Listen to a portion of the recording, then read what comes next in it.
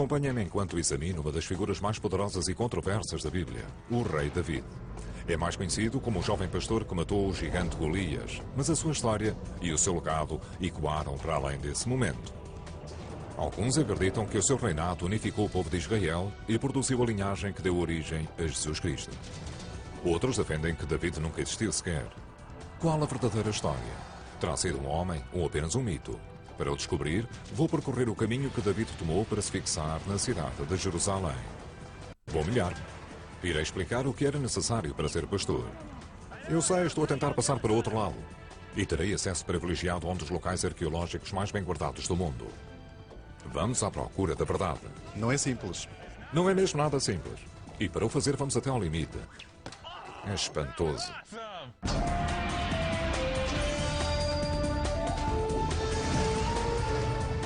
A procura da verdade. A verdade do rei David. A altura, há 3.000 anos. O local, Jerusalém.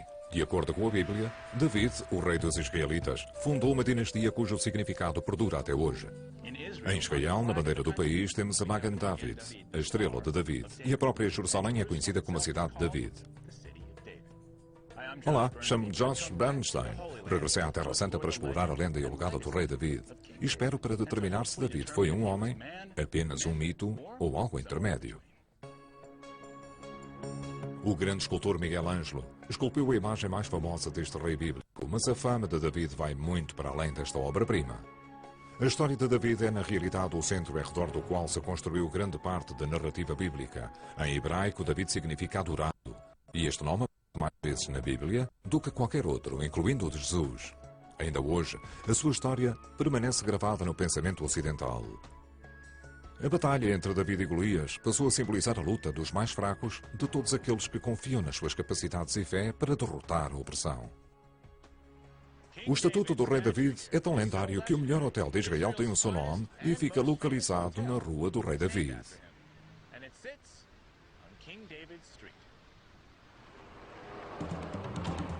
Para investigar a verdade sobre David, teremos de começar por uma história bíblica algo complexa e contraditória. Vou encontrar-me com o meu amigo, o professor Israel Finkelstein, arqueólogo israelita e perito na Bíblia, para melhor compreender a história de David. Acho fascinante o facto de o rei David não ser um homem perfeito. Ele era um rei, mas era adúltero. Era um guerreiro. Era alguém que matava muitas pessoas. À sua volta morriam quase todos. O rei David não era um monarca exemplar, era um homem problemático. De certa forma, quando lemos a Bíblia, vemos que ele era algo confuso. Até que ponto essa história é verdadeira? A história, conforme a lemos hoje, é uma acumulação de muitas histórias, de muitos períodos e camadas. Não é possível ler a história do rei David como uma história que reflete uma era escrita por um autor. Israel explica que a maioria dos historiadores bíblicos acredita que, a ser real, David terá vivido por volta do século X a.C. Mas a maior parte da história só foi escrita anos depois. É possível encontrar provas do rei David atualmente? É possível encontrar provas do século X, mas devemos interpretar essas provas com cuidado. Não basta sair para a rua com a Bíblia numa mão e uma espada na outra à procura do rei David. Claro. Mas isso não impediu algumas pessoas de tentar. Jerusalém e os arredores são alguns dos locais mais escavados à face da Terra. Há 2 séculos que os arqueólogos têm vindo a encontrar provas significativas que corroboram as histórias da Bíblia, mas ainda não encontram provas da existência do rei David. Alguns acreditam que os artefactos poderão ser encontrados aqui debaixo do Monte do Templo, em Jerusalém. Mas este solo é sagrado e muito disputado.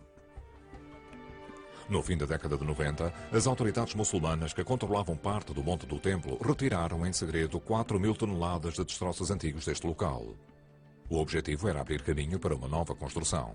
Mas para muitos israelitas, essa ação foi considerada um ato de vandalismo cultural. Vários arqueólogos injuriados entregaram uma petição ao governo para iniciar uma operação com o objetivo de salvar o local das escavações. A operação está a ter lugar aqui na parte nordeste da cidade de Jerusalém, a 32 km do Monte do Templo. Israel tem milhares de locais arqueológicos, mas nenhum mais promissor do que o Monte do Templo. É de lá que vem esta pilha de entulho e centenas iguais a ela. Atualmente, os arqueólogos e os voluntários estão a peneirar todo este cascalho, pedra por pedra, 6 por 6, à procura de mais informações sobre o passado de Israel. E talvez até provas sobre o próprio rei David. Vamos lá espreitar.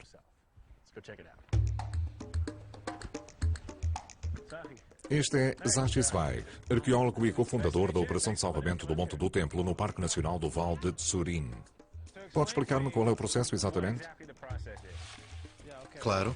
Lá fora temos todas as pilhas que já foram peneiradas com uma máquina especial. Cá dentro procedemos a uma segunda fase para peneirar. Efetuamos uma peneira aguada. Pomos todo o material de molho dentro de água e depois começamos a recolher todos... Os artefactos? Tudo o que não for pedra natural, ou seja, artefactos feitos pelo homem. Cada balde destes está cheio de artefactos. Segundo o Zachi, encontraram centenas de artefactos, mas este pedaço de barro com uma inscrição de um selo real destaca-se do resto. Data sensivelmente do fim do período do primeiro templo de Jerusalém, entre os séculos 7 e 6 a.C.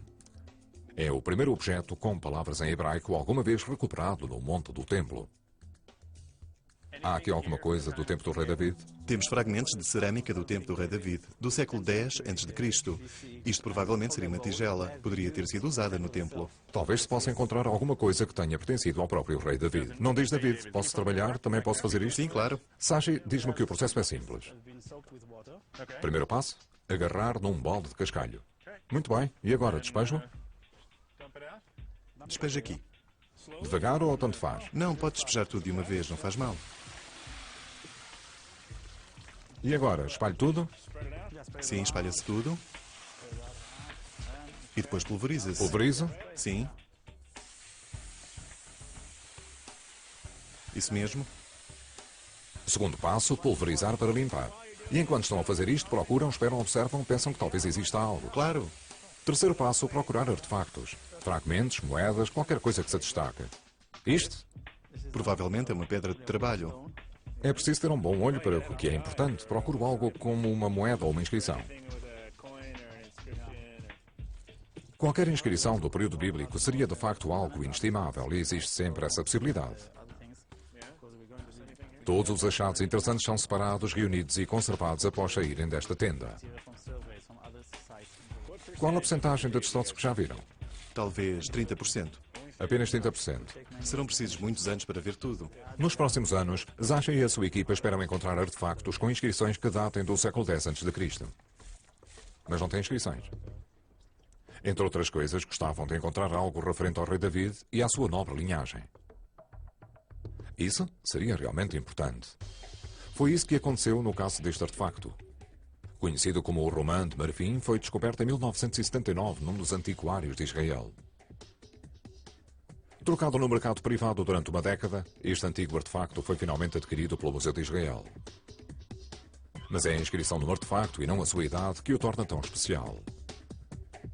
De acordo com o texto gravado na superfície, esta é uma relíquia do templo de Salomão, o filho do rei David. É o primeiro artefacto do género alguma vez encontrado. Na altura em que foi descoberto, acreditava-se que era a ligação física mais próxima a David alguma vez encontrada. Para saber mais coisas, vou viajar quase 65 km para noroeste de Jerusalém até Tel Aviv. Vou encontrar-me com o Dr. Yuval Goren, o principal arqueólogo e cientista responsável pela autenticidade do artefacto. Yuval explicou-me que a verdadeira Romã de Marfim está trancada no Museu de Israel, por isso irá trabalhar com uma réplica para mostrar como se pode verificar a legitimidade e o valor do objeto. O que vamos fazer? Pode explicar-me o processo?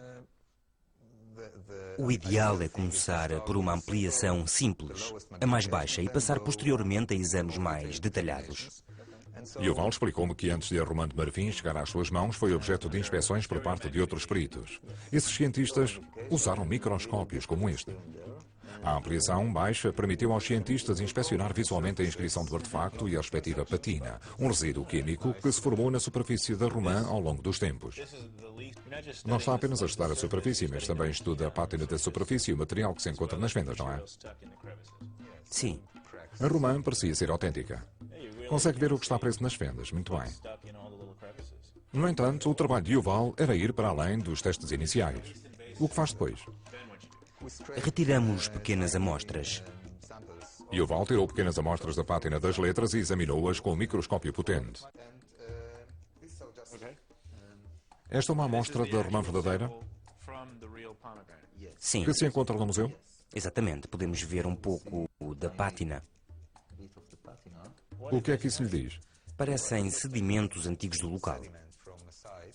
Mas isso não foi a única coisa que Yuval viu.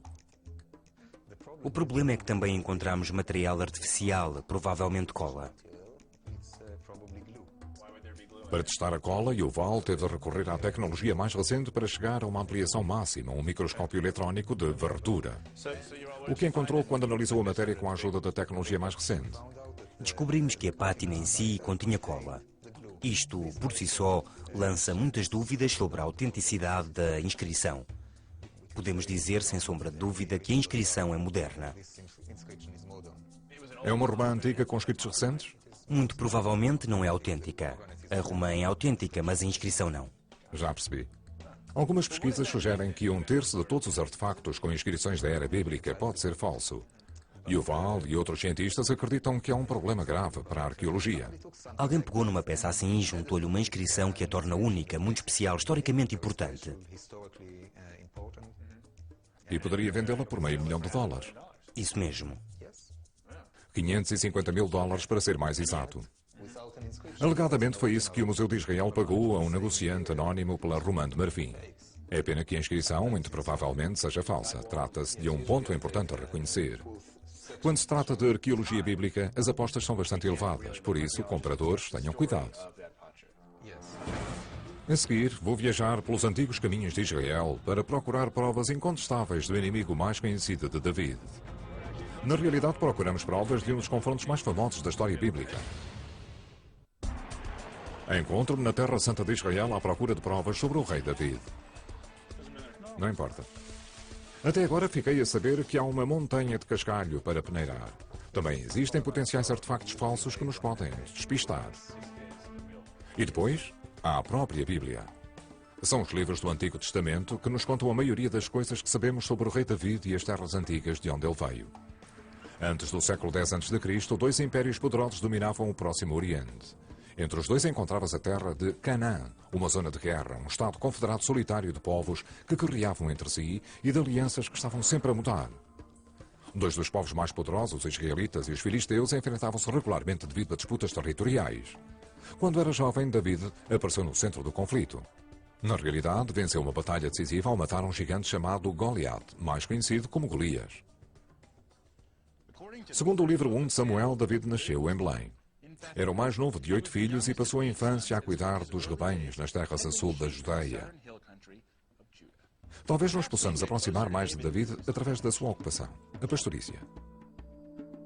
Vou viajar mais de 100 km para norte para o coração do antigo reino do norte de Israel, perto da atual cidade de Megiddo. Vim até aqui para me encontrar com Aryeh Ber, agricultor e pastor. É um prazer conhecê-lo. Igualmente. Aryeh cuida de mais de 1000 animais. Hoje, ele tem todas as ferramentas modernas, mas quando era rapaz, era um pastor da velha escola. Quando era pastor na juventude, David tinha um trabalho duro. Era um trabalho muito duro. Porquê? Só são as ovelhas? As ovelhas podem ser difíceis? Um pastor tinha de permanecer dia e noite com o seu rebanho. 24 horas por dia. Tinha de ser muito esperto e sábio. Aryeh diz que ter um rebanho hoje em dia em Israel é um trabalho duro. A terra é seca e implacável. Mas David deve ter enfrentado desafios ainda maiores. Predadores ferozes como lobos, ursos e até leões que vagueavam pelas terras. Além disso, trabalhava no meio de uma zona de guerra. Para sobreviver, David teve de aprender a lutar. De certa forma, no tempo de David, o seu trabalho como pastor foi um bom treino para mais tarde ser um bom guerreiro e um rei. Claro. Pode mostrar-me alguns truques com o rebanho para vermos o que David tinha de fazer? Claro. Esperem um pouco, temos de ir tomar conta do rebanho. Já voltamos. Vamos lá tomar conta do rebanho, Aryeh. Meninas, acalmem-se, não saiam daí, estamos cercados. Estão ali também. Suponho que o rebanho vai para onde quer. As ovelhas podem não ser as criaturas mais inteligentes do planeta, mas sabem fazer-nos correr. Não. Já sei, estou a tentar ir para o outro lado. Fica aí. Pronto, Aryeh, já está. Não é simples. Não é mesmo nada simples. Para fazer isto como deve ser, da forma como David o faria, Aryeh ensinou-me que preciso pelo menos de 2 ferramentas vitais mais simples, um pau ou uma pedra. Esta é a primeira lição, aprender a controlar o rebanho, ou seja, como obrigar as ovelhas a ir para onde queremos, em vez de as deixarmos ir para onde elas querem. Agarramos numa pedra e atiramos-la pela frente do rebanho, ou para onde não queremos que elas se desloquem. Mas não podemos acertar-lhes. Os primeiros passos como pastor. Exatamente. Eu sou demasiado velho, mas tu talvez venhas a ser rei. Pois. O tempo que passei com Arié pôs-me a pensar. Costumava imaginar David um rapaz simples a cuidar do rebanho, mas agora percebo que se estava a forjar um jovem guerreiro. A seguir, quero descobrir como David usou as suas capacidades de pastor para o seu verdadeiro teste como guerreiro. Nenhuma das histórias de David é mais conhecida do que a famosa vitória perto de uma cidade chamada Gete contra um gigante chamado Golias. Talvez se possa encontrar provas da existência de David no local onde ocorreu essa famosa batalha. De Jerusalém, irei viajar durante quase 60 km para o sudoeste, para a atual cidade de Tel Safi, para me encontrar com o arqueólogo e professor Aaron Meyer. Talvez ele possa lançar alguma luz sobre os filisteus e sobre o seu mais famoso guerreiro. Olá, Aaron. Como estás, Jorge? Bem-vindo a Gete. Muito obrigado. Segundo Aaron, visto que os povos em guerra ocupavam as terras, tomando os bens uns dos outros, os arqueólogos não podem basear-se apenas em artefactos como a cerâmica para distinguir zonas territoriais. Mas Aaron explicou-me que os arqueólogos têm conseguido utilizar pistas da Bíblia, nomeadamente descrições topográficas, para determinar que este local foi a cidade filisteia de Gete, a cidade do gigante Golias. Ajude-me a perceber esta paisagem com olhos bíblicos. Até ali ao fundo, toda esta área chama-se Colinas da Judeia. É de lá que vinham David e Saul. É lá o coração da Judeia. O local onde estamos agora para o oeste era a Filisteia. Então podemos até certo ponto utilizar a Bíblia como um mapa? Podemos usar as palavras da Bíblia para nos ajudar a encontrar a região onde os filisteus viviam e onde poderia existir Gete, uma das 5 cidades? Com certeza. Porquê aqui? Aaron diz que este local seria perfeito em relação aos recursos naturais disponíveis e também relativamente à sua localização estratégica. De certa forma, estamos a combinar as interpretações da Bíblia a nível geográfico com os registros geográficos de que dispomos. Sim, E os dois em conjunto confirmam que Gete era aqui. exatamente. Pode mostrar onde? Claro, vamos entrar. À medida que abrimos caminho para esta escavação, Aaron salienta que caminhamos entre ruínas que datam da Idade do Ferro, que incluiu a época de David, o século X a.C. Neste quadrado aqui, descobrimos algo que se pode relacionar culturalmente com os filisteus e com a história de Golias, mais especificamente. Ao olharmos para este quadrado, podemos observar os vários níveis, e cada nível representa um período diferente. Por exemplo, esta é a fase moderna. Aqui, cerca do século 8 a.C. Aqui o século 9 e aqui o século 10, mais ou menos, a época de David. O mais fascinante foi que encontramos um fragmento com uma inscrição. Tem algo no bolso. Exatamente, estava a escondê-lo. É um pedaço de uma tigela. Muito bem, posso ver. Claro. É uma espécie de inscrição. Não percebo o que está escrito. O Aaron sabe o que significa? Faça uma ideia. A nossa sugestão é que se trata de 2 nomes. Um é algo do género Alwat e o segundo é algo parecido a Walat. Alawat, o que significa? De acordo com Aaron, Alawat Walat significa Goliath ou Golias. Isso diz-nos que a descrição da batalha entre David e Golias, e colocando-a no século X, como a cronologia bíblica faz, tem algum grau de autenticidade, do ponto de vista histórico. Só porque diz Alawat, que pode ser Golias, isso não significa que é o Golias. Podia ter sido outro qualquer, não é? Quer dizer, hoje em dia há muita gente com o nome José. Bem, isto não é uma inscrição do tal Golias, mas sim de um Golias. Quantos fragmentos se encontraram com nomes inscritos? Muito poucos. Temos algumas inscrições. Este, mesmo que não esteja ligado a Golias, seria um achado único.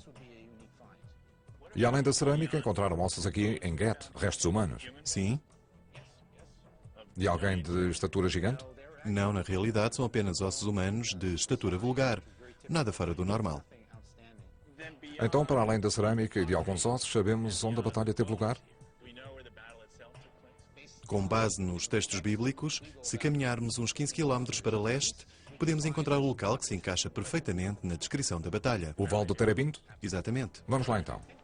A seguir, irei explorar o local da famosa batalha. Faltam 2 colinas. Isso mesmo? E vou tentar derrubar o meu próprio gigante. Desculpem, este foi mau. Iniciei uma busca para descobrir provas sobre o rei mais memorável da Bíblia, o rei Davi. Depois de peneirar cascalho à procura de artefactos, convidei um perito. Ele mostrou-me os vestígios da cidade filisteia de Gete e possíveis provas sobre alguém chamado Golias. Agora vou explorar o local da batalha. De acordo com a Bíblia, a batalha entre David e Golias teve lugar no Vale de Terebinto. Muitos peritos estudaram a descrição bíblica do vale e compararam-na com os registros topográficos de Israel. O arqueólogo e professor Aaron Meyer afirma saber que a localização exata desse vale fica a apenas a 6 km da cidade de Gete. Vamos subir a um ponto alto para termos uma vista melhor. É aquela colina ao fundo. Faltam 2 colinas. Exatamente. Aquela tem 3 árvores no topo. E os filisteus estavam num lado e os israelitas no outro. E no meio, onde hoje se encontra a autoestrada, era o Vale de Terebinto, onde teve lugar a batalha. Exatamente. Segundo a Bíblia, o confronto entre David e Golias é o confronto extremo entre dois dos povos em guerra de Canaã, os israelitas e os filisteus. No início, os filisteus estavam em vantagem. O seu guerreiro mais feroz, Golias, era um lutador experiente, estava bem armado e era enorme. Com os mais de 2,8 metros de altura, Golias intimidava os seus adversários. Durante 40 dias escarneceu dos israelitas, desafiando quem quisesse enfrentá-lo para um combate individual. David, que na altura era um jovem pastor, decide aceitar o desafio dos filisteus. Recusa-se a usar uma armadura, optando por enfrentar o gigante com um bordão e uma funda, armas de guerra de fabrico caseiro. Tal como conta a Bíblia, com apenas 5 pedras de um riacho que havia ali perto, David estava decidido a derrotar o gigante. O primeiro lançamento foi um tiro certeiro entre os olhos.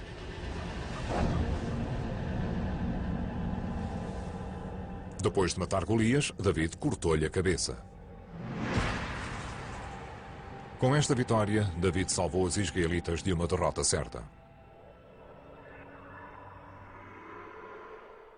É empolgante pensar que estamos a olhar para o local onde aconteceu um dos confrontos mais famosos da história bíblica. Foi aqui que David e Golias se defrontaram, alguns ali embaixo. Exatamente. Que é engraçado. A derrota de Golias, alguns neste vale, foi o primeiro passo de David para passar de herói local a lenda global. Mas será que uma simples pedra poderia ter morto um poderoso gigante? Para o descobrir, vou regressar a Jerusalém. Este é Zehina, que veio da Etiópia. E este é Daniel, um israelita local. Tal como o jovem pastor David, são ambos atiradores campeões. São peritos em usar uma funda para atirar pedras. É um prazer ver-te, Zehina. Como estás? Olá, Daniel, como estás? Bem, tu? Bem, gostava que me ensinassem a usar estas fundas para compreender melhor se é possível matar uma pessoa. Queres matar um Golias? Exatamente, quero matar um Golias. Vamos começar pela funda em si. Em termos do fio, qual será o melhor comprimento? Daqui até aqui. Daqui até aqui. Da mão até ao ombro contrário. E qual a melhor técnica para atirar a pedra? Como é? Daniel mostrou que há 2 formas de atirar uma pedra, por cima da cabeça ou de lado. Para derrubar um gigante de 2,8 metros seria melhor atirar por cima da cabeça para dar velocidade. Depois liberta-se. Sim, libertas quando estiver aqui. Podemos controlar a direção, mais ou menos? Claro. É claro que para testar adequadamente o poder destrutivo da funda, precisamos de um componente essencial. Que entra o gigante. Este é o nosso Golias, uma cabeça de barro que se encontra a 2,8 metros do chão. Agora vamos à luta. Sinceramente, se eu fizer isto, vocês devem fugir para longe. Mas tens de ter cuidado porque é muito perigoso. Está bem? Daniel deu-me um conselho final sobre como usar e carregar a funda. E lembrou-me que um bom atirador consegue atirar uma pedra a velocidades até 160 km por hora. Seria o suficiente para matar uma pessoa. O suficiente para matar uma pessoa? Está bem, é melhor saírem da frente. Desculpem, este foi mau. É claro que não sou o melhor guerreiro desta equipa. Daniel, continua tu. Vamos fazer isto por turnos. Foi por pouco. Eu é que não queria enfrentar-te no campo de batalha. Viram aquele lançamento? Parecia uma pedra de 5 quilos a deslocar-se. Este foi bom. Não o matámos, mas atingimos-lo. O objetivo era a jugular, mas penso que este lançamento lhe causaria um belo ferimento. Vamos lá levantar o nosso gigante. E tentar outra vez. Acham que ele vai conseguir? Não sei. Se conseguir, pode ir acabar com ele. Atingiste-o nas costelas. Ele é um gigante dos duros. Acaba com ele. Ao observar estes rapazes, tornou-se claro que talvez David tivesse escolhido a melhor arma. Foi fantástico. Vejam só. Acho que foi um golpe de mestre. Vamos ter de ver o lançamento em câmera lenta para observarmos melhor.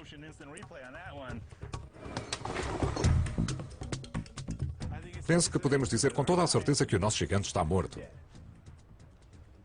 Talvez David pudesse ter morto Golias com um lançamento preciso, tal como diz a Bíblia. Acho que a partir de agora também vos chamo David. Muito obrigado, Daniel. Muito obrigado. Que empolgante. Matámos o nosso gigante. Sim, está morto. Está morto. E é mais uma parte da história da Bíblia que pode ser verdadeira. A seguir, Agora vai ser preciso rastejar. vou saber o que aconteceu a David depois de matar Golias. Além disso, vou examinar o achado arqueológico mais importante de Israel. Será que pode provar a existência do rei David? Estou a viajar por Israel para tentar descobrir se o rei David da Bíblia foi um homem ou é apenas um mito. Até agora já vi provas que sugerem que a história de David pode ser verdadeira. Poderá ter existido um gigante filisteu chamado Golias e a possibilidade de David o ter morto com uma única pedra pode ser verdadeira. Espetacular! Mas qual é a história de David depois da batalha? A Bíblia diz-nos que o profeta Samuel foi ter com Jessé de Belém para escolher um rei de Israel entre os seus filhos. E David é o escolhido. Mas não há qualquer alegria para o jovem. A sua vitória sobre Golias e as outras vitórias que se seguiram libertam a inveja de Saul, o primeiro rei dos israelitas. Forçado a fugir, David desaparece rapidamente. Segundo a Bíblia, o seu esconderijo foi a caverna de Adulam. Será que ainda existem vestígios dessa caverna? Vou viajar para o oeste da cidade de Jerusalém até ao coração do antigo reino de Israel. Quero ver se existem provas do local onde, segundo a Bíblia, David escreveu alguns dos salmos mais famosos. Pedi novamente a ajuda do professor e arqueólogo Aren Mair. Tal como descobri antes, Aren é perito em colocar locais antigos mencionados na Bíblia na paisagem atual. Por onde quer que caminhemos nesta área, podemos ver cavernas em qualquer encosta, em qualquer montanha. Isto é enorme. E nunca mais acaba. Vamos lá ver onde vai dar. Segundo Aren, esta caverna faz parte de uma rede conhecida como Sistema de Adulam. David pode ter procurado refúgio do rei Saul nesta mesma caverna, ou numa semelhante nesta região. No livro de Samuel temos uma descrição sobre a forma como David escapou ao rei Saul. Sabemos que o rei David e o seu bando se esconderam nesta zona. E segundo a descrição, seria possível esconder aqui, nesta caverna ou noutra parecida, centenas de guerreiros. O tamanho da caverna é semelhante à descrição da caverna onde David e os seus guerreiros se esconderam. Mais uma vez, estamos a procurar numa paisagem moderna elementos paralelos à descrição bíblica. Vamos a isso. Está bem, vamos lá? O que é engraçado, do lado de fora, esta caverna é praticamente imperceptível. Agora vai ser preciso rastejar. Parece divertido. Aren explicou-me que esta caverna faz parte de um sistema que foi criado após a época de David, mas há sempre a possibilidade de, nessa altura, alguém ter as ferramentas certas para escavar um túnel intrincado como este, com armadilhas e saídas de emergência. Viviam aqui pessoas? Sim, viviam aqui, escondiam-se aqui. Era um local para onde as pessoas vinham para se esconderem dos inimigos. Aren diz que ainda não foi encontrada nenhuma prova arqueológica que ligue esta caverna ou qualquer outra a David, mas a presença deste tipo de cavernas sugere a possibilidade de que essa parte da história de David também possa ter sido baseada em factos reais. A história de David sobre a caverna de Adulam não é algo inventado por alguém que não conhecia bem a região. Segundo a Bíblia, David continuou a escapar ao rei Saul. A cada vitória sobre os seus inimigos, o poder de David crescia. Por fim, acabaria por ser coroado rei dos israelitas. David foi aquele a quem Deus fez uma promessa. A tua casa e o teu reino permanecerão para sempre. De uma forma notável, foram encontradas possíveis provas sobre a linhagem de David, quem sabe até da promessa divina. Vou viajar 240 km para norte, até Tel Dan, na parte norte da Galileia, para examinar um achado notável. Durante os últimos 2 séculos, a maior parte das provas relacionadas com o rei David é geográfica, não arqueológica. Mas aqui em Tel Dan, fez-se uma descoberta que mudou tudo no verão de 1993. A arqueóloga Ifat Tariani Susli e eu vamos examinar a escavação em Tel Dan. Segundo Ifat, este local foi escavado intensamente nos últimos 40 anos. Então Tel Dan era uma cidade fortificada. Dan era uma cidade fortificada, sim. Tinha 3 complexos com portões que cercavam a cidade e a protegiam dos invasores. Ifat explicou-me que no século X a.C. a cidade de Dan era o ponto mais a norte do reino israelita.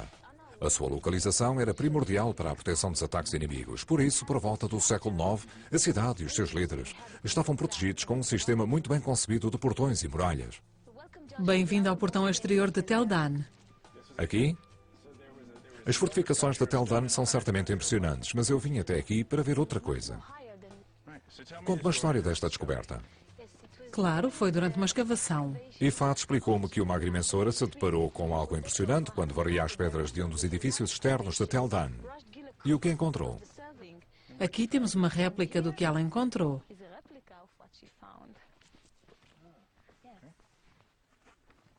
Posso pegar-lhe? Sim, claro. Este é o artefacto mais importante encontrado em Israel até hoje. E que língua é esta? É aramaico antigo, data do século IX a.C. Qual é a parte mais importante? A linha 9. Esta linha? Sim, esta.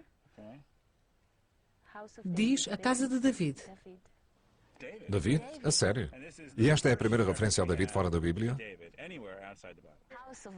A casa de David.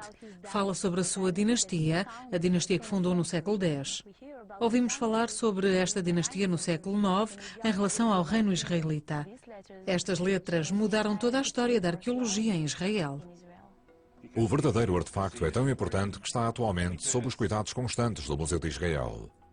De acordo com Ifat, a maioria dos peritos acha que a estrela não se refere a um David qualquer, mas indiretamente ao próprio rei David, já que este era um homem de grande riqueza e poder. Só os líderes mais influentes eram chamados pelo nome quando se fazia referência aos reinos que tinham criado. E como não foram encontradas mais inscrições com a frase completa à casa de David, a estrela de Tel Dan poderá ser a primeira prova da própria dinastia de David. Já foi autenticada? Sim, foi verificada por geólogos, historiadores, arqueólogos. Não existe qualquer dúvida sobre a autenticidade desta inscrição. Então, as pessoas que anteriormente duvidaram da sua existência iniciaram uma nova busca. Exatamente, agora não existem dúvidas sobre a sua existência. Existiu realmente uma figura histórica chamada David. A Bíblia diz-nos que quando David foi coroado rei, decidiu-se pela conquista. O seu objetivo era um dos poucos territórios independentes que restavam, a terra de Canaã. Esta fortaleza fortemente defendida chamava-se Jebus. Era a terra da tribo Jebusita, hoje em dia chamada Jerusalém. Mas para David conseguir conquistar a cidade, primeiro teria de descobrir uma maneira de entrar num castelo fortificado chamado Zion. Outros antes dele tinham tentado e falhado, mas David e o seu sobrinho, Joás, estavam determinados. Vou regressar a Jerusalém para descobrir como o conseguiu. Fora das muralhas da antiga cidade existe uma região que se chama atualmente a Cidade de David. Alguns peritos acreditam que terá sido este o local onde David teria estabelecido a sua capital. Hoje em dia, é um local turístico gerido pela Fundação Ir David, uma organização sem fins lucrativos que se dedica à pesquisa e conservação do legado do rei David. Doron Spillman é o diretor do Departamento de Desenvolvimento. Doron afirmou que a cidade de David não é apenas um local turístico, é um local privilegiado para os arqueólogos. Atualmente realizam-se escavações em 4 locais diferentes espalhados pela cidade. 2 deles estão diretamente ligados à época do rei David. Doron levou-me a ver o que David podia ter enfrentado quando ele e o seu exército chegaram à zona fortificada de Jebus. Era um edifício de 12 andares que tinha como base o monte, uma superestrutura gigantesca no topo do monte, o Forte dos Jebusitas. Podemos ver mais de perto? Vamos entrar. O livro 2 de Samuel menciona que quando David se aproximou da cidade, os jebusitas troçaram dele. As paredes, disseram-lhe, eram impenetráveis. Não entrarão aqui. Até os cegos e os coxos podem afastar-vos. Doron e os outros arqueólogos acham que estas ruínas são o que resta dessas poderosas muralhas jebusitas mencionadas na Bíblia como parte da fortaleza de Zion. Esta zona é agora conhecida como uma estrutura com degraus de pedra. Segundo Doron, é a maior ruína anterior a David alguma vez encontrada em Israel. Data do ano 1800 a.C. Então, de alguma forma, David conseguiu entrar dentro das muralhas. Pois é, na realidade a Bíblia relata uma linha de significado obscuro no dia em que David conquistou os jebusitas. Ele diz pelas suas próprias palavras: aquele que conquistar os jebusitas agarra-o de Sinor. Sinor? Sinor é uma palavra israelita de significado obscuro. Doron explicou-me que se pensa que Sinor significa poço ou canal. Queres ver? Adorava. Segue-me. Decidimos explorar uma das antigas vias fluviais da cidade. Este é o Poço de Warren. Foi descoberto em 1800 por um explorador britânico com o mesmo nome. Ainda bem que trouxe lanternas. Doron disse-me que este túnel tem mais de 70 metros de comprimento. Parece que vamos molhar-nos. É mesmo água de nascente. Boa. Chegou a pensar-se que este seria o caminho secreto que David e o seu exército percorreram para entrar dentro das muralhas jebusitas. Mas estudos recentes mostram que o caminho só poderia ter sido usado no século XVIII, 2 séculos depois de David precisar dele. No entanto, hoje, será o nosso caminho para um novo achado notável. Se David quisesse entrar sorrateiramente na cidade, embora não fosse este o caminho exato, teria usado um túnel semelhante. Isso mesmo. Estreito e úmido. Doron assegura-me que molhar-nos tem um objetivo, mas para o descobrir teremos de continuar a andar. A seguir vou descobrir como David poderia ter invadido Jebus. E vou ver os esforços mais recentes no sentido de revelar o que poderá ter sido o seu maior feito. Sabemos hoje que trechos da história bíblica de David são apoiados por descobertas e teorias modernas. David podia ter morto Golias com uma antiga arma simples, mas mortífera. Espantoso. Foram encontradas provas de uma dinastia poderosa de David, a Casa de David. E David parecia ter invadido Jebus pelo subsolo. Ainda me encontro na cidade de David com o diretor Doron Spillman. Estamos a tentar descobrir como David entrou na cidade. Doron diz-me que daqui em diante vamos ver mais túneis que ligam a câmaras descobertas recentemente pelos arqueólogos da cidade de David. Estes túneis datam de 1800 a.C., definitivamente podiam ter sido usados na altura de David. Então foi por aqui que ele entrou realmente? Isso mesmo. De acordo com Doron, o centro da cidade de Jerusalém, da época dos Jebusitas, encontra-se mesmo por cima de nós. Estamos agora mesmo no centro do leito de rocha. À nossa frente estaria uma via. Assim que ele chegasse, a batalha ali seria forte. Então, estamos fora. Segundo Doron, estamos agora no reservatório do que era a única fonte de água potável de Jerusalém, a nascente de Guion. Era a fonte da vida para os jebusitas e teriam lutado até à morte para a proteger. Não estariam à espera que alguém aparecesse por este lado. Não, na realidade sabemos que durante 850 anos antes de David, este foi considerado o local mais seguro da cidade. Doron mostrou-me o resto do caminho. Ele pensa que David terá percorrido esse mesmo caminho para entrar diretamente no centro de Jebus. Esta era a única forma de entrar, afirma ele. Vamos agora à parte da batalha propriamente dita. David e as suas tropas e a missão de conquistar Jerusalém, a última etapa. A astúcia e esplendor de David têm aqui um papel realmente importante. Aqui mesmo? Aqui mesmo. Em vez de tentar ultrapassar as muralhas, como todos os exércitos tinham feito antes dele, David entra por baixo da cidade para atingir o derradeiro objetivo. Ele teria de escalar com a ajuda de cordas para entrar na cidade. Foi essa a manobra necessária para conquistar Jerusalém. Assim que conseguisse entrar na cidade, a batalha não estaria ganha, mas estaria dentro das muralhas e poderia lutar em pé de igualdade. Claro, há 3.000 anos fez uma espécie de raid típico dos comandos. Doron afirma que esta é outra parte da história bíblica que parece corresponder à paisagem existente. David podia ter conquistado Jebus e podia ter estabelecido a cidade de Jerusalém através de uma via fluvial existente. Mas e depois? A Bíblia diz-nos que David uniu as tribos feudais de Israel sob a sua governação. Foi o primeiro Reino Unido de Israel e o seu sucesso seria vital para a história futura de cristãos e judeus. De acordo com a Bíblia, David inicia uma série de projetos ambiciosos. O expande a cidadela existente. Inicia uma guerra contra qualquer inimigo que ameaça o seu Estado e lança as fundações para um magnífico palácio. Agora, quase 2 séculos após o início das escavações, os arqueólogos podem ter encontrado provas físicas de um dos maiores feitos de David, um palácio digno de um rei que data do século X a.C. Num outro local da cidade de David, a arqueóloga que tem a seu cargo as escavações, a doutora Eliat Nassar, concordou em mostrar-me o local. Segundo Elat, esta escavação é uma das mais importantes hoje em dia. Este local tem um grande potencial. Tem um grande potencial. Claro que sabe isso. O problema aqui é provar que o rei David existiu realmente. Sim, é um dos principais pontos na história de Jerusalém. A doutora Elat conduziu a primeira fase das suas investigações aqui em 2005. Recentemente, com a ajuda do Centro Shalem em Jerusalém, conseguiu arrecadar fundos para iniciar uma escavação em larga escala. Também me informou que esta escavação ainda está numa fase muito inicial. Até agora, apenas 20% da área foi explorada. Estou surpreso. Em todas as minhas viagens, nunca vi uma escavação com tanta atividade. Hoje participam mais de 70 pessoas. Isto é fantástico. Não pensei que estaria tão movimentado. Há pessoas por cima de nós, pessoas lá em baixo para escavar. A doutora Elat disse-me que em 2005 descobriu neste local partes de uma secção de 30 metros de muralha que data do século X a.C. Podemos entrar e dar uma olhadela? Podemos ver outras coisas? Sim, claro. Por aqui está bem? Elat acredita que a escavação poderá um dia fornecer pistas claras que apoiem a teoria de que Jerusalém era uma cidade importante na época de David. Isto vai contra as asserções feitas por outros arqueólogos de que, no século X a.C., Jerusalém era apenas uma aldeia provinciana e que o rei David era um líder pouco impressionante de uma pobre cidade rural. Podemos ver esta construção, um feito enorme tendo em conta este leito de rocha bastante íngreme e todo o tipo de cavidades que há em redor. Quem construiu esta zona tinha de ter grandes capacidades de construção, caso contrário, não teriam conseguido fazer nada aqui. Elat contou-me que descobriu parte de um enorme edifício público ao estilo fenício. Esta pode ser uma pista importante. De acordo com a Bíblia, um dos aliados do rei David era um rei fenício chamado Hiram de Tiro.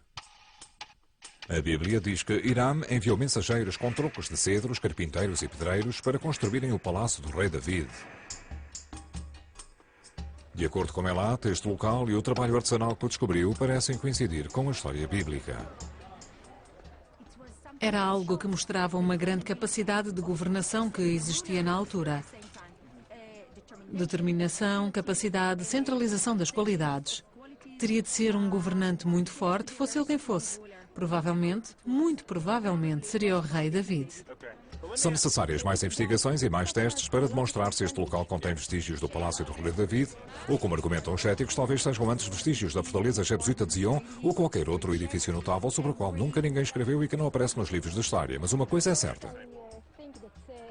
Toda a gente concorda que estamos a falar de uma construção monumental, seja ela qual for. Isso é inquestionável. O que eu gostaria de encontrar aqui que prove que o rei David viveu realmente. Esta é a residência do rei David. É um prazer ter-vos aqui. Algo que diga que o rei David dormiu aqui. Algo a dizer que o rei David governou aqui. Seria bom ter algo escrito. Neste momento, toda esta zona nos dá elementos e nós apenas documentamos. Depois podemos fazer interpretações de tudo. Essas interpretações podem ser discutidas, os factos, não. Atualmente, cerca de 80% da área ainda não foi escavada. Com o tempo, diz Elat, as próprias pesquisas irão falar por si. Mas por agora, ela e a sua equipa continuarão a escavar. Elat, se encontrar aqui algo que fale do rei David, o que o rei David dormiu aqui, por exemplo, telefona-me. Embora algumas pessoas acreditem que a história do rei David é apenas uma lenda, há cada vez mais pessoas a mudar de ideias. Durante os últimos 2 séculos foram encontradas provas que estabelecem a ligação entre partes da Bíblia e os registros arqueológicos. Num futuro próximo, poderão ser reveladas mais provas, que nos poderão mostrar a grandeza, a força política e a influência histórica do guerreiro e do governante mais famoso de Israel, o rei David.